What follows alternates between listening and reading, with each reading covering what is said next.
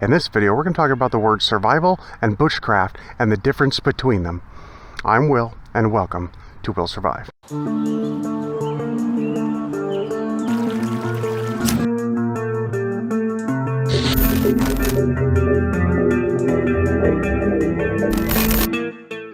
Obviously, this is a video for beginners in the survival and or bushcraft area, people that maybe don't know what it means or would like a little more information therein, and for those that may be thinking that learning something about these things may become beneficial to you in the not so distant future. There's a lot of stuff going on.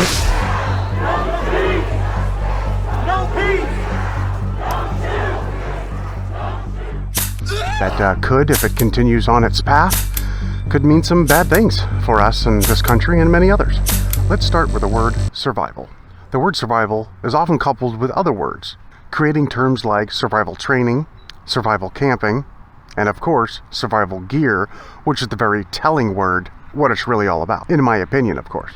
Survival training and survival gear typically help you survive a short-term, unexpected situation. One that you're either hoping to get rescued from or that you have to find your own way out of, which is where the skills and the gear come into play here. Survival is about having the right gear to survive a particular situation and the knowledge how to use that gear. For instance, a wilderness survival situation or a urban survival situation. Each of these two situations requires different gear, knowledge, and skill sets in order to have the best chances of survival in that particular situation. For instance, in an urban survival situation, a glass breaker, a lockpick set, bolt cutters, handcuffs, as well as hand-to-hand combat skills, weapon handling, and disarming skills may come in quite handy in an urban survival situation. But if you're lost in the woods, there is no glass to break, there are no locks to pick, and trying to disarm and handcuff a bear is probably not going to increase your odds of survival. Whereas having a rainfly or survival tarp, some 550 paracord, maybe even some temp stakes, and the knowledge on how to turn those things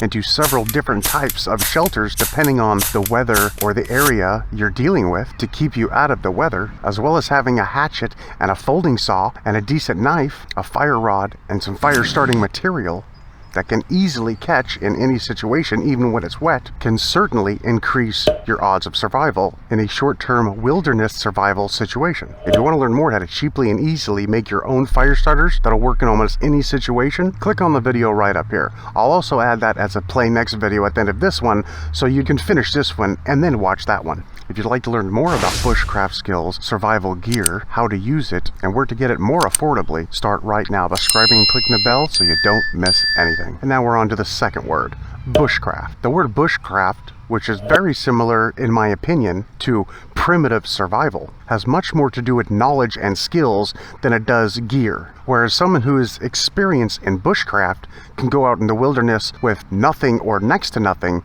and find a way to survive with the materials that are around them, i.e. trees, vines, roots, and make those tools that you will need to survive with what nature provides you, like a cutting tool or an axe, through a process called flint mapping, or other items you may need, like cordage or some kind of hammer or club to help pound stakes into the ground, a bow, spindle, heathboard, bearing block, and bow with some kind of wild natural cordage to help you make a fire, as well as hunting and trapping implements, like a bow and arrow, or a spear, or a frog prong, or a fishing rod, or trapping devices made of sticks and rock, or some kind of noose with the natural cording that you've been able to make from what you found out in the wilderness, which can help you to procure food so that you can actually sustain yourself. Another part of bushcraft is learning and knowing what plants are edible and what plants are not, which plants are poisonous and which ones are medicinal. So knowing what plants that can maybe help a headache, what things have antibacterial properties in case you have a wound, you need to patch that over, how to make a splint and that kind of thing. So again, survival is really to help you to survive a short-term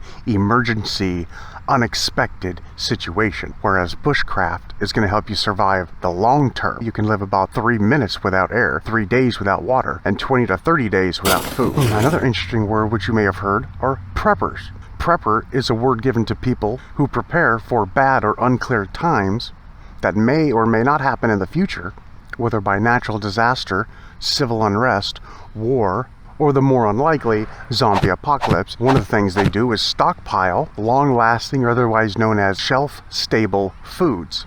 foods that will last a long time if they're stored properly. Some only a few years, some 10 years, some up to 30 years or longer, as well as other goods like flashlights, batteries, candles, radios, walkie-talkies, scanners, weapons, hand tools, fuel, toilet paper, generators, solar panels, battery banks, etc. Anything that can help you survive if society as a whole is having a hard time functioning as normal. And they sometimes build things like bomb shelters or bunkers, hidden rooms and or safe rooms. They also tend to be very security-minded and aware of multiple possible health and safety infringing outcomes. Some may say that they're paranoid, but if an unexpected situation happens to you, you may wish you have prepared like they did. And one more word we'll touch on lightly here, and it's self-reliance. Self-reliance kind of encompasses all of these aforementioned words, gear, skills, knowledge, viewpoints, options, and training and preparing for things that could go wrong in order to be able to survive, and as the phrase implies,